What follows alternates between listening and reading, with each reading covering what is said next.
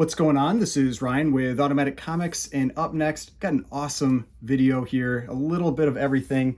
I've got this package that came in from CGC, 3 books in here. This was from a walkthrough that took over a month to get back. I was getting worried that these books were lost. Then I have a ton of books that have come in over the last couple weeks. Just haven't really done videos for them. Some of them from a trade, some of them books I picked up. One of them is a keeper book. A little bit of everything, so this is going to be a lot of fun. Let's get into these books.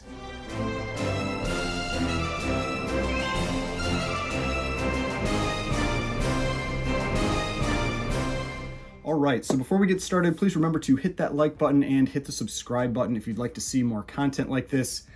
So I'll just talk briefly about the CGC books, and then we'll check out these other books, then we'll do this unboxing. If you haven't watched one of these before, what I'll end up doing is I had these books submitted to CGC. I did not check the grades. They ship them here.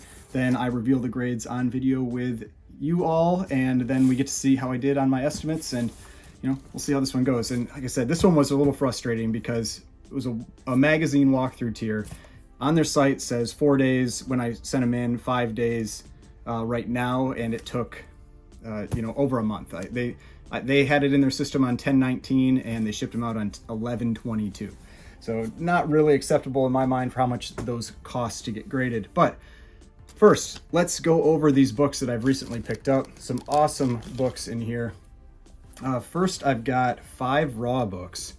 So the first 3 I picked up from Marveled Comics, and we've got some pre-code horror stuff / pre-code sci-fi. Weird Tales of the Future #1. Just a cool kind of like sci-fi good girl art type cover. And then we've got Mr. Mystery #7, which again, kind of like a pre-code horror good girl art cover. Super creepy cover. Mr. Mystery has a bunch of really cool covers in it. Some of the better covers, I think, for pre-code horror. So definitely a run to check out if you're into that. Then we've got Weird Science #15. But don't be fooled by the numbering on this one. There are actually 2 #15s, one from 1950 and one from, it's like 52 or 53. This is the one from 1950. So just, this is a Feldstein cover, pretty cool cover. A pretty nice presenting copy, but there's a pretty decent sized tear that's over here. And there's some wear along the spine, a little bit of rust on the staples, but decent presenting copy. Then these 2 I picked up from A1 Comics. This is an awesome cover. I really like this one. This is Weird Mysteries #1. Again, pre-code horror, good girl art type cover. This one's got everything. You've got the attractive woman on the front. You've got these kind of like zombies. You've got them carrying skulls. It's got the black background. Awesome title on this one. And this is actually a really shiny copy, nice gloss, but there is quite a bit of tanning and I think a little water damage to this one, but a very nice presenting copy of Weird Mysteries #1. And then I had that Weird Tales from the Future #1. I also got a Weird Tales from the Future #5. This is a low grade copy, water damage, I think detached at the top staple, barely attached at the bottom staple. So when this book got wet, what happened is the other book on top of it, when it was lifted off, that paper kind of lifted away with it. And so that's why you have this on here. I mean, it's a low grade copy, probably like a 1.5 or something, but another cool pre-code horror, sci-fi, good girl art type cover. And there are a number of great covers in this run. This is another one, Weird Tales from the Future, definitely one to check out for both horror and sci-fi. I have a issue #8, which is the one where the guy's like heart has been removed and he's like a zombie trying to get it back. So there's some really weird, cool covers in this one, or in that run. Then a bunch of graded books. First one here, this is one that is now on my keeper list, a new one I added. This was the one I talked about that I had removed, the Teenage Mutant Ninja Turtles #3, the variant. I removed that from my list. It was because of this book. This is Walt Disney's Comics and Stories #1. This is a huge book from the Disney run. I love this cover. The red cover, you've got Donald Duck on there doing the, kind of like opening the page. Incredible book. I am considering sending this one back in to have them put it into a regular sized case. I measured it and it should have fit in a regular sized case. I don't know why they put it in the magazine. I've noticed they seem to be putting things in the magazines more often than they used to, which is annoying because I don't really like the magazine cases. But yeah, this one should fit. I did measure it, should fit in a regular case, but 4.5 is actually an incredible grade for this book. This is 1940, and yeah, you can see Donald Duck and Mickey Mouse begin. I believe this is when it first transitions to comics. You have, before that, it's like Mickey Mouse Magazine, and this is the first time that the title changes and transitions to this Walt Disney's Comics and Stories, which is a very long-running title for Disney. And I've got some bronze, and actually bronze, copper, and silver in this one too, so a little bit of everything. And this is just a really cool one. This is Planet Comics number 72, a Maurice Whitman cover. I've talked about Planet Comics a number of times. If you want sci-fi and good girl art type covers, this is the run for you. It went, I think 73 might be the last issue. I don't think 72 is the last issue. I think it's 73. So it's actually a pretty long running title as well for the Golden Age, for, you know, this content. And the last, I don't know, maybe like 10 issues are Maurice Whitman. His are some of the really great covers from that run. And so awesome pre-code sci-fi cover. And this one, I actually took a look at it. It definitely has not been pressed. I will seriously be considering sending this one back in to get pressed. And this one I picked up as part of a trade. These next few books picked up as part of a trade. This one, then we got Amazing Spider-Man 252, First Black Suit. I think everybody knows this book, 7.5 newsstand, again, part of a trade. And a couple of these, I can't remember, this was one of them. No, this one I feel, so the person that I did the trade with, I've done a few deals with recently, and he had said he didn't have them pressed or clean. This one I think probably is about a 7.5 because, let's see on the back, there's some decent little like creasing and damage on this one. There's some spine wear over here, all of that. So this one couldn't be improved, I don't think, but these next, or this one could. This is New Mutants number 87, again a 7.5. I think this one could probably get up to like a 9, maybe a 9.2. The problem is the price between a 7.5 and a 9.92, once it's already graded, isn't really worth sending it back in to get cracked out and pressed and all of that. The cost of the pressing and the regrading exceeds the gain in value. So that's what I talk about, where if you're looking at cracking a book out to get a higher grade, sometimes it's not worth it. Sometimes you're going to spend more money, you know, to get the higher grade than it would be where you could just sell the book and then buy the higher grade, and then you're not risking a resubmission where maybe you missed something. Let's see, what was the other one? Yeah, this one also, and that's First Cable, you know. And then we've got this one, which is Sandman number 1 in 8.0. Again, this one I felt could definitely benefit from getting resubmitted. And I think easily in the 9s. It is a very nice presenting copy. But this book was super hot for a little while with the Netflix show. Has definitely cooled off some, but again, another book that even if I pressed it and had it pressed and had it resubmitted, the value gain just isn't there. So I'm just gonna leave it as the 8.0. Then one of the books that I traded away was my Iron Man 55 9.2, and I got back this Iron Man 55 8.0. So I traded like basically 3 or 4 books, and then he sent me back these 6 books plus cash for that deal. And so yeah, so Iron Man 55 8.0, first appearance of Thanos, first appearance of Star Fox, first Drax the Destroyer, you know, a bunch of first appearances, and you know, 8.0 white pages, really solid presenting copy of this book. If I remember, there's something along this edge here. Yeah, the main thing that hurts this one, you can see that there's that crease there, reader crease or thumb crease right here. But otherwise, a very nice presenting copy, nice and square and everything. One of the other books I traded away was my Tales to Astonish 93 9.0, signed by Stan Lee, and I got back a Tales to Astonish 93 8.5. And again, just love this cover. This is the first Silver Surfer crossover into another title. Amazing Marie Severin cover. And yeah, Silver Surfer battling the Hulk, flames in the background.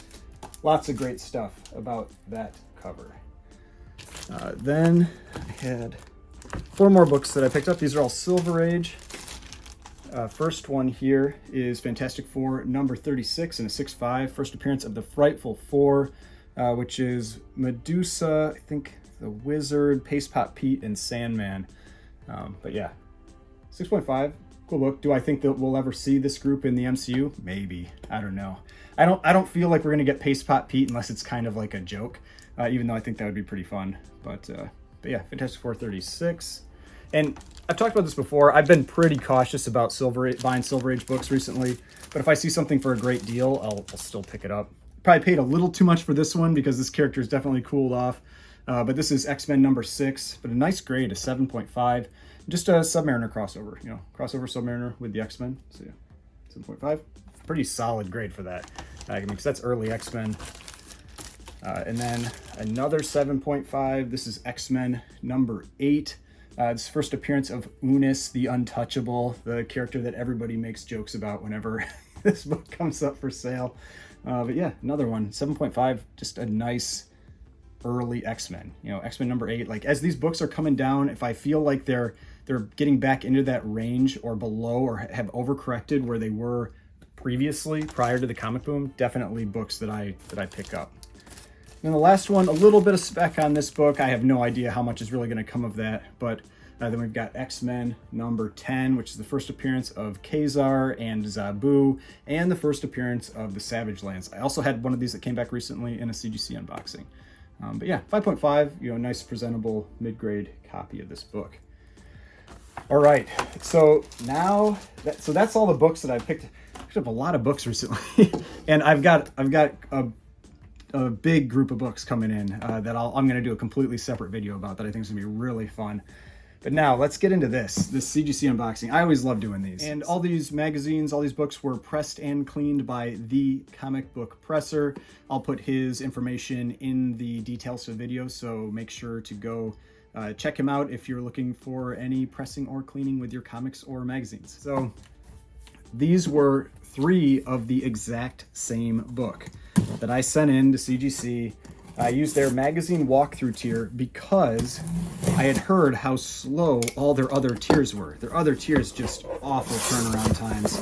And but their website for walkthrough still said that it was 4 to 5 days. And so that's what I'm talking about, where all of the other submissions that I've done recently have been really solid turnaround times. The Fast Track Economy came back in like 7 days when they had advertised around 20 or 30. Then the the Standard came back in like around 7 days, which was well above, I think they'd advertised maybe like 15 or 10. And then the Express came back right about what it said, I think like 7 days.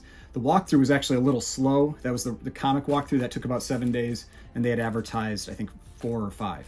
But then this one, which also showed up there at the exact same time, was this magazine submission. And now, I have heard that even though the standard for magazines says like 28 days, it's actually like months and months. People are just having books sit there forever. Magazines are extremely slow. If you need the book back, pay for walkthrough. But I do wish that they would still, you know, they should still send you, or they should still give you the correct estimate on the time. I mean, if they have on the site that it's 20 days, and it takes 20 business days or 22 business days, I'm not going to complain. I'm not going to care. But if you have on your site that it takes 5 business days, then I'm going to complain if it takes more than 5 business days, or maybe like once it gets out to, because I don't think I called until maybe it had reached 2 weeks. I gave the benefit of the doubt. I'm like, I know this is slow. I think I waited 2 weeks before I called the first time. Then I called it 3 weeks because at the 2-week one, they told me, oh, it'll be out in like 2 days. But if you watch Bry's Comics video recently about the submission that they had lost for like 6 months, he said, that's why I was getting worried, because he had said that he had contacted them and he kept getting the, oh yeah, we emailed the department, it'll be out. Oh yeah, we emailed the department, it'll be out. And it would never happen. And so I was getting a little worried that these were gone, you know, these were lost. But luckily they are not. So I'm not going to look at the grades. What I'm going to do is I will talk about the book a little bit, bring them down from up here, and then I'll reveal the grade. And so we'll see how I did. Now, the tricky part with this one is it's 3 of the same book. This is Vampirella number 1. This is from 1969, cover done by Frank Frazetta. Definitely the most valuable book from that run. A book that it has cooled off a little bit, but it has gotten much more expensive over the last couple of years, especially with a lot of the attention that Frazetta books have gotten. So I've talked about those famous Funnies books, issues 209 through 216, done by Frank Frazetta, covers done by Frank Frazetta, have all just spiked in price, and Vampirella number 1 is no exception. So there are 3 books here. I should be able to recognize one of them pretty obviously. The others maybe not so much. So let's see. Oh, it's a magazine. I don't know where the front is because they don't have that indent. Let's see. Okay, so that's the front. All right, so let's see here. So this one, okay, I'm pretty sure I know which one this is. Does it have the date stamp? Because I have one that has a date stamp. No. Okay, now I want to talk a bit about magazine submissions because I have never submitted magazines before. I do not consider myself I consider myself pretty much an expert on comics grading. I am very confident in my comic grading. I am not confident in my magazine grading. I've had well over 1,000 graded comics. I've reviewed for like my weekly Heritage auction, like stuff that I do. I've reviewed probably, I don't even know, 20,000, 30,000 graded comics over the last few years. Like, I'm very confident in comics. Magazines, I've only had maybe 10 graded magazines ever. I don't tend to buy them very often. I've had the Teenage Mutant Ninja Turtles ones, but those are kind of in between. And so what I feel like I've seen with magazines is that they grade them a little bit easier than comics. I graded them the same way I would grade a comic. So what I'm hoping is that I undergraded them a little bit. The problem is what I've seen with Vampirella #1 is that they seem to grade this book specifically very hard. Now, it could be that this cover, because you can see like the way this cover is, it's got this like cross hatching and everything, that when you look at pictures online, that it's very difficult to make out the flaws. And so maybe you can't really make out the flaws unless you have the book in person. And so that could be why I see a 4.0 and I'm like, why isn't that a 7, you know, or something like that. But these ones, I'm hoping I undergraded these because I graded them like I grade comics. I feel like I said, I feel like they grade magazines a little easier because my guess is they're bigger. You know, there's more surface area. So maybe you don't get a full point off for one spine tick. It takes 2 spine ticks or, you know, something like that. So this one should be the lowest grade of the 3 if everything works out the way I think. I had this one at a 4.5 to a 5. Oh man, that is a good way to start this. So a 6.5, that is pretty huge with this book, especially when I had it at a 4.5 to a 5. That's awesome. But so here's that. I mean, this is just this incredible Frank Frazetta cover, you know, Vampirella, her first appearance. This book, one of the reasons it often gets really, you know, hit pretty hard is the back has all this red, so it gets a lot of color rub. And yeah, and it's a dark cover, so it really does show spine ticks. But it's one of those books where you can really count the spine ticks on them and everything. And but yeah, I think I probably hit it really hard for that corner down there, and they didn't hit it as hard as me. But yeah, 6.5, that is awesome. We'll take a 6.5. That's well over $1,000 for a 6.5 of that book. All right. So let's see. What's number 2? Because one of these has a date stamp. That should be the middle one. The other one, in theory, should be the highest grade copy. Let's see which one this is. Do you have the date stamp? No, because the date stamp is on the moon, like right here. Okay, so this should be the highest grade copy. Now, my concern with this one was that it had this like mark kind of like along here, and what it looked like to me is it looked like a production defect. It looked like something from almost like a scuff from a roller, like as the paper was maybe being pushed around, you know, during printing. And so I didn't think it would hit the grade, but I hit the grade for it because I wasn't certain. I just haven't seen this book enough to know if that's a production defect or not. Because some books will have expected production defects, and those generally just get completely ignored. Most production defects don't count against the grade, but I wasn't sure. So I had this one at a 6.5 to a 7. You know, this one, depending on the grade, may end up on my keeper list. Because, yeah, I've been trying to get a nice copy of this one for a while. Oh, man. An 8.0. So, yeah, that did not hurt it. And it's white pages. Awesome. So, best of both. Because that other one, I think, was off-white, too. The other one was off-white. So, the other one was off-white. This one's white pages. 8.0. Incredible. And so, let's see if I can show you that. Let's see if it can come. See, that's what was on the cover, and it's this line that basically runs up here And it runs most, not the full length of the book, but it's like this scuff from like here to here. And I wasn't, and to me it looked like something from like a roller. And so, yeah, I thought maybe it was a production defect. And man, 8.0 white pages. That is awesome. Man, that one, that's going to be tough to not put this one on the keeper list, because this is a tough book to get in this type of grade and to get white pages. Yep, I am very happy about that. So yeah, Vampirella, number 1, 8.0 white pages. All right, so an 8.0 and a 6.5. I mean, the last one I had it at a 5.5 to a 6, but I mean, based on this, I'm guessing it's more like a 7, because I have clearly undergraded these magazines, which is what I thought might happen. You know, like I said, I feel like they grade magazines a little bit easier, but I wasn't sure because I feel like I'd seen this book get graded kind of hard specifically. So here's the last one, and there's that date stamp. Yeah, I love that date stamp on here. So it says July 21st, 1969. It's awesome because I believe somebody had commented that the moon landing, the first moon landing, was in July of 1969. And so I think that's, you know, that's pretty awesome that you have that date stamp on the moon as well. But like I said, I had this one at a 5.5 to a 6, but based on what I've seen, I'm thinking 7.0, something like that. Could be pretty easy to come by. Yeah, 7.5, off white to white. Awesome. That definitely worth the wait on this one. You know, it took a month to get these back, but every grade. Oh, yeah, and there's the back there. Man, that is incredible. So I am super happy with that. This, it's like, oh, I love that date stamp. It's like, do I like the date stamp more than the grade? And I probably not, but man, a 7.5 with that date stamp too, awesome. So yeah, very, very happy to get this one back too.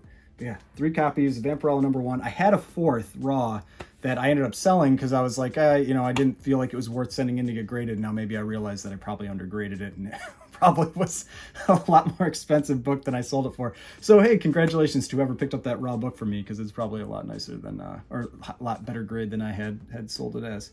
So yeah, awesome. 7.5, first Vampirella. All right, so that was a nice ending to that video. Had some awesome books here. Had the Walt Disney's Comics and Stories number 1. That is a definite keeper for me. That 8.0 white pages, it's gonna probably be on the list, but I don't know how long it's gonna stay on there. I removed all the Golden Age, or all the non-Golden Age from my list, and so that would be the first Silver Age going back on there, but I don't know. We'll see what to think about it. But hope you enjoyed this video. Maybe this helped a little bit with magazines. Just know that if you're sending in magazines, even walkthrough takes a long time to get back. If you're grading the magazines, just one thing to consider, maybe grade it like you would a comic, and then think it's going to be maybe a half grade or a grade higher. That's how, at least for me, it's worked out. Because I already grade a little conservatively, and then this just feels like this accentuated that some. Because let's see, this was at 1.5 grades above my estimate. This one was a full grade, 1 grade above my estimate, and the other one was 1.5 grades above my estimate. So, I mean, yeah, if you're kind of like tight on your grading like me for comics, just take your comic grade that you'd give it and add 1, and maybe that's about where the magazine grading will be. But yeah, awesome. Real happy. Hope you enjoyed this video. If you did, please hit that like button, hit the subscribe button if you'd like to see more content like this. I've got more videos over here if you'd like to watch some of my other videos, and the subscription button right here. If you'd like to subscribe to the channel, I'd really appreciate it, and I will see you in the next video.